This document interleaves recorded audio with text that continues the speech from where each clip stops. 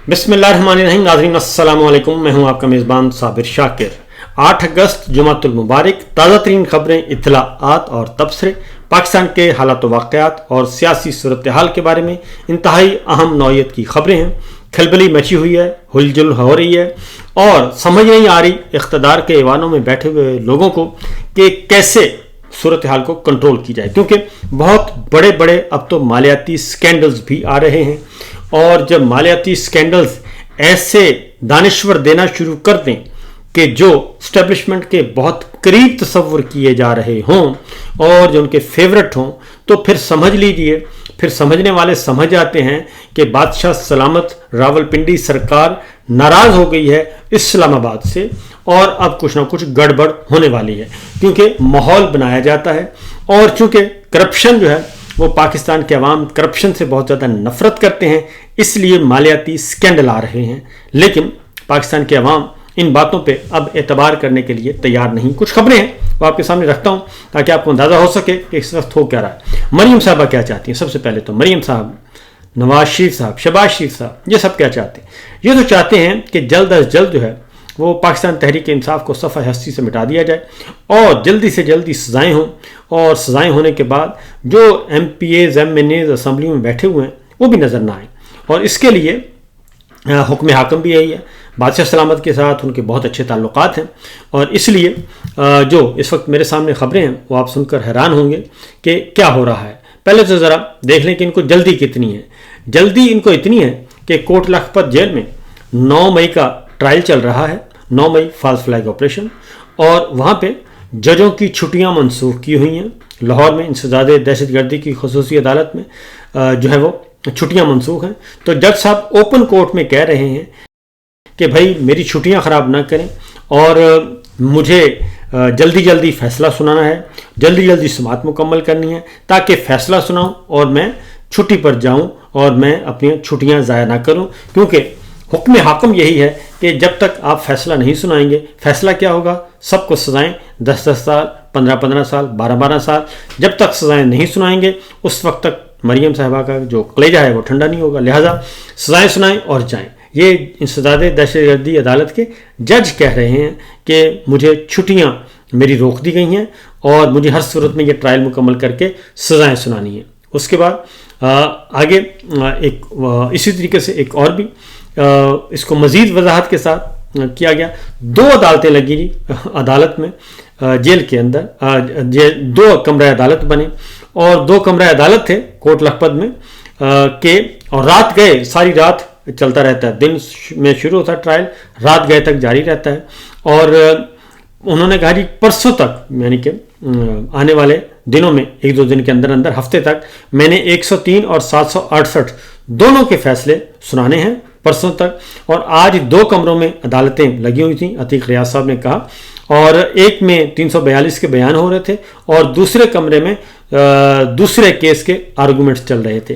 तो इस तरीके से ये सारा 9 मई का जल्दी जल्दी मामला समेटना चाह रहे हैं कि जल्दी जल्दी सजाएं सुनाएं और जल्दी जल्दी ये काम समेटें। तो ये तो है हमारा ट्रायल का हाल। और जबकि दूसरी जानिब इन्हीं की वजह से, इसी ये 2 नंबर ट्रायल जो चल रहा है, इसी वजह से इंसानी हकूक़ की तंजीमें फ़ाल हो चुकी हैं।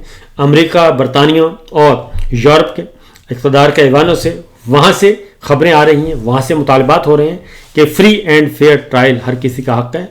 और इस तरीके से अपोजिशन को रास्ते से हटाने के लिए जो कुछ पाकिस्तान में किया जा रहा है, ये इंसानी हकूक़ की भी खिलाफ वर्जी है, ये जमहूरी असूलों की भी खिलाफ वर्जी है और ये इंटरनेशनल लॉज के भी खिलाफ है।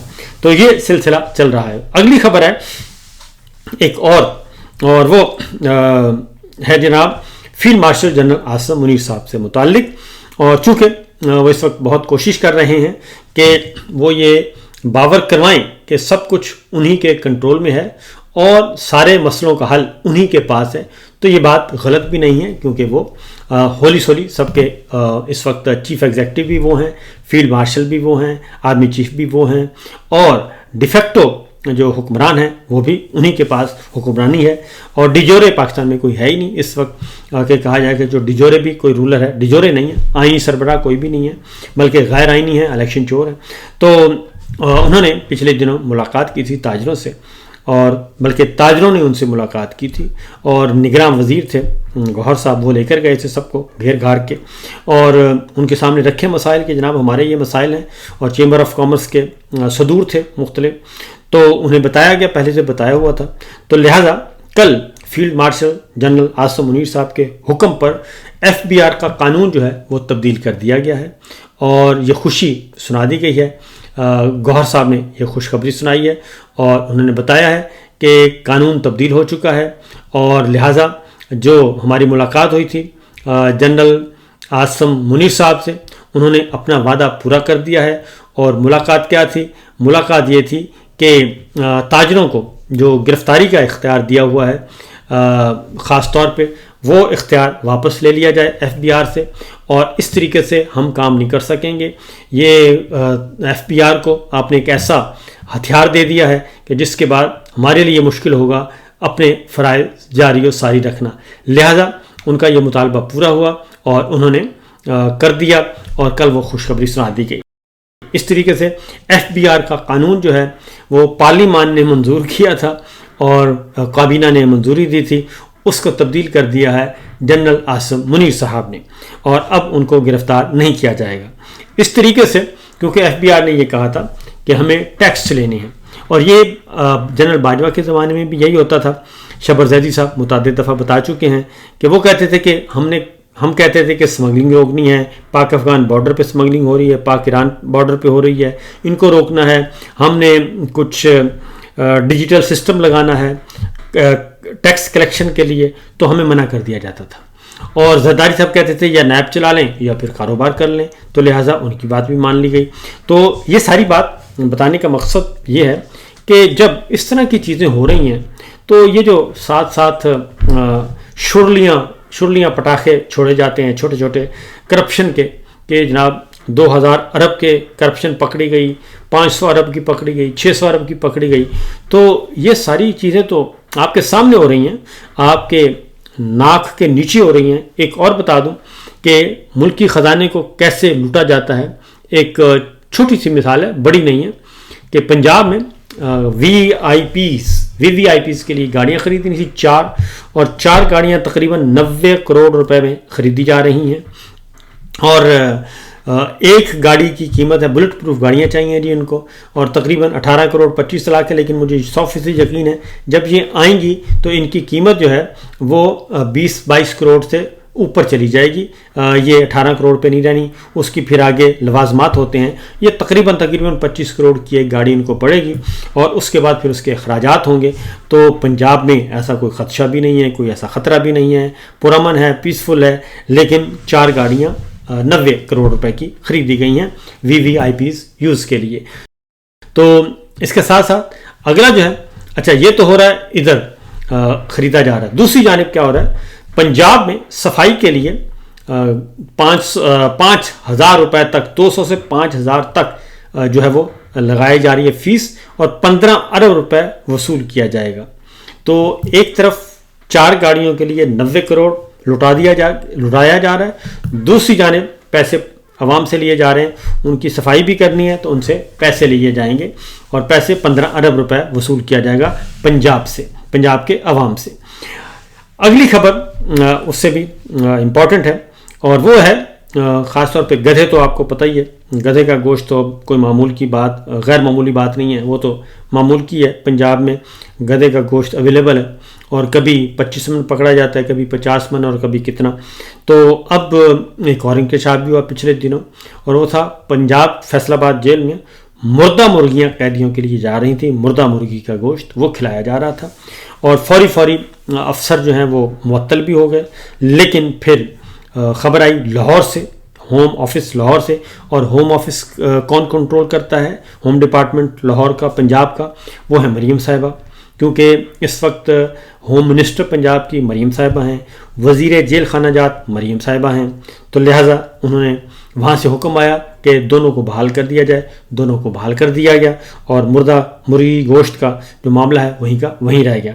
اور اسی طریقے سے پنجاب میں پچھلے دنوں گدھے کا گوشت، پنجاب اور اسلام آباد 2 واقعات ہو چکے ہیں، کسی نے کوئی نہیں پوچھا۔ تو یہ تو صورتحال چل رہی ہے، یہ سچویشن چل رہی ہے جی معاملات کی. اب ایک اور خبر ہے، اور وہ ہے چیف الیکشن کمشنر ادھر سے عدالتیں جو ہیں وہ سزائیں سناتی ہیں، ادھر سے چیف الیکشن کمشنر نااہل قرار دے کے فارغ کر دیتے ہیں پی ٹی آئی کے ایم این ایز کو، ایم پی ایز کو، وزیروں کو، مشیروں کو ڈسکوالیفائی کر رہے ہیں. اور کیوں کر رہے ہیں؟ برق رفتاری کیوں اتنی دکھاتی ہے، جبکہ ابھی تو انیشیل فیصلہ ہے، آگے جانا ہے معاملہ، ہائی کورٹ ہے، سپریم کورٹ ہے، الٹیمیٹ ڈیسیژن جب آ نہیں جاتا، لیکن وہ فوراً ڈسکوالیفائی کرتے ہیں، اس لیے کہ مریم صاحبہ کا حکم ہے اور حکم حاکم بھی ہے کہ جلدی ان کو فارغ کریں، ہم ضمنی الیکشن کروائیں، اور ضمنی الیکشن کروا کے پاکستان تحریک انصاف کا صفایا کریں اور یہ سیٹیں مسلم لیگ نواز کو ملیں اور اقتدار پہ قابض رہے. تو یہ سلسلہ چل رہا ہے. تو لیکن ابھی کل کی خبر ہے کہ جناب چیف الیکشن کمشنر کی اہلیہ ہیں، قابل احترام ہیں، اور ان کی اہلیہ ہیں رباب سکندر. ان کو چیف پہلے ان کو پروموٹ کیا گیا تھا اور گریڈ 21 میں آئی تھنک گریڈ 21 یا 22 میں پروموٹ کیا گیا تھا، گریڈ 22 میں پروموٹ کیا گیا تھا، اور اب ان کو فوری طور پہ پوسٹنگ دی گئی ہے بہترین. اور چیف الیکشن کمشنر سکندر سلطان راجہ کی اہلیہ رباب سکندر صاحبہ کو چیف کلیکٹر کسٹمز پنجاب تعینات کر دیا ہے. تو اس طریقے سے یہ بہت اچھی پوسٹنگ ہے جی، تگڑی پوسٹنگ ہے، وہ مل گئی ہے.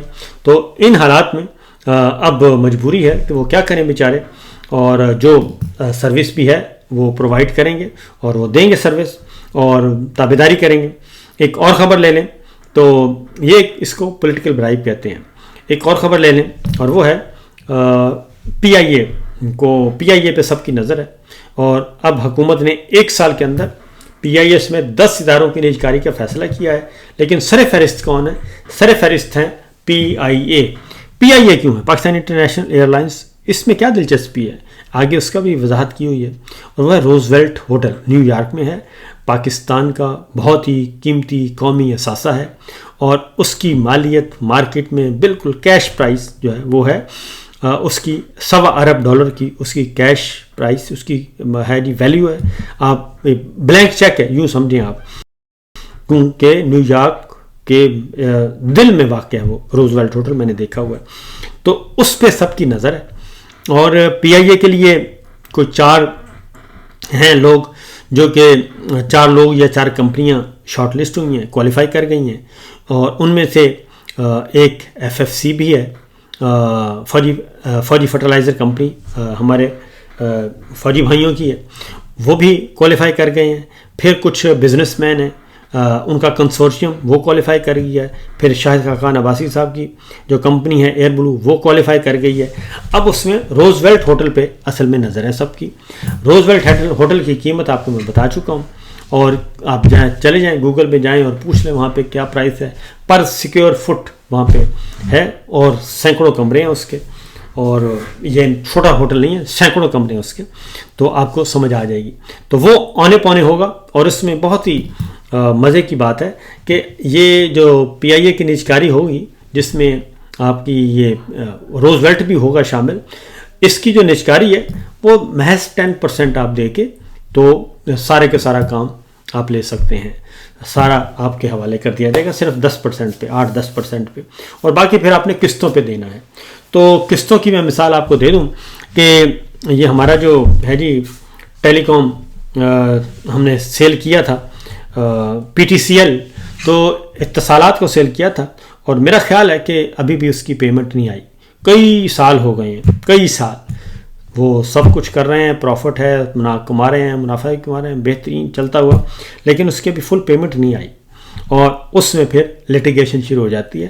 تو اتنے بڑے بڑے کام ہو رہے ہیں، تو اتنے بڑے بڑے کام ہونے کے بعد اگر یہ کہا جائے کہ جناب ہم تو کرپشن فری ملک چاہتے ہیں، تو یہ ساری خبروں کے بعد کیا کوئی آپ تصور کریں گے کہ یہ واقعی سنجیدہ لوگ ہیں؟ جبکہ پنجاب اس وقت جو ہے وہاں پہ مریم پولیس گردی جو ہے وہ انتہا کو پہنچ ہوئی ہے. خواتین کو سرعام تھپڑ مارے جا رہے ہیں، گھروں میں پولیس والے گھس جاتے ہیں، عام شہریوں کے گھروں میں گھس جاتے ہیں، کیونکہ انہوں نے اختیار دے دیا ہے نا کہ آپ جائیں بس جو مرضی کریں. اور وہ دھمکیاں جا کے دیتے ہیں کہ ہم آپ کو 9 میں ڈال دیں گے، یہ ابھی تک 9 مئی کو 2.25 سال ہو گئے ہیں، ابھی تک دھمکیاں دی جا رہی ہیں کہ ہم آپ کو 9 مئی میں ڈال دیں گے. تو یہ سچویشن ہے، یہ صورتحال ہے. ان حالات میں یہ کہتے ہیں کہ جناب سب اچھا ہے، اور کہا جائے کہ سب اچھا ہے، اور پھر اس وقت جو کچھ بھی خبریں آ رہی ہیں اس میں تو میرا خیال ہے کہ اندھے آدمی کو بھی پتہ چل رہا ہے کہ کون کتنے پانی میں ہے. ایک اور خبر اگر جاتے جاتے دے دوں تو پاور سیکٹر کا 2300 ارب کا گردشی قرضہ ختم کرنے کے لیے حکومت بینکوں سے 1275 ارب روپیہ قرض لے گی، اور 1275 ارب روپے کی رقم آئی پی پیز اور پاور ہولڈنگ کے قرضے ختم کرنے کے لیے استعمال کی جائے گی، اور یہ رقم صارفین سے ایک سرچارج یعنی کہ اضافی ٹیکس کی صورت میں وصول کی جائے گی. اب یہ ہے پاکستان ہمارا.